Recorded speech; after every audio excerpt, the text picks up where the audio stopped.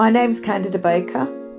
I am an author and a journalist and also a natural horsemanship practitioner.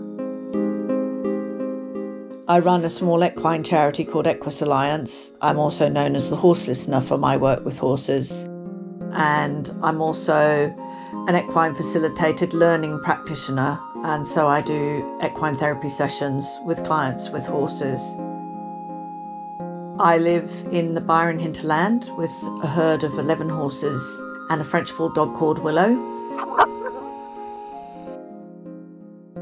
To intuitively listen at a very, almost like listening for a whisper or a leaf blowing or something. You have to be really nuanced in how you come to understand the signals your horse is giving you. Listening is observing, listening is mindfulness.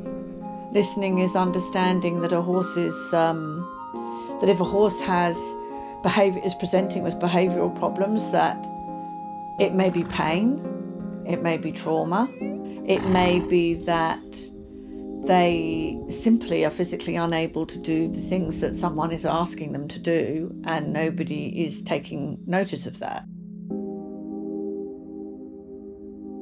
I have had, since I was a child, some psychic experiences where animals or even people who've passed over have spoken to me.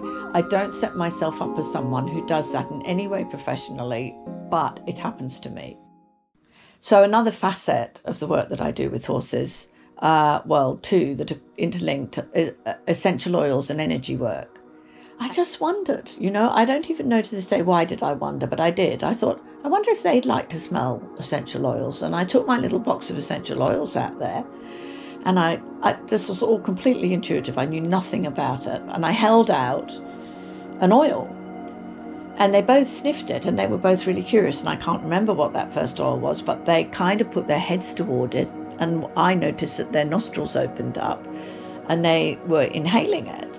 And that started me off on this really 20-year journey of discovering which oils horses love, which oils kind of elevate them, which oils will calm them down. And also my rescue work led me to the wonderful oil marjoram, which is very good for grief and trauma and loss. And I've discovered that that is an absolute go-to oil for me. Whenever I go to meet a rescue horse, I'll take my marjoram with me.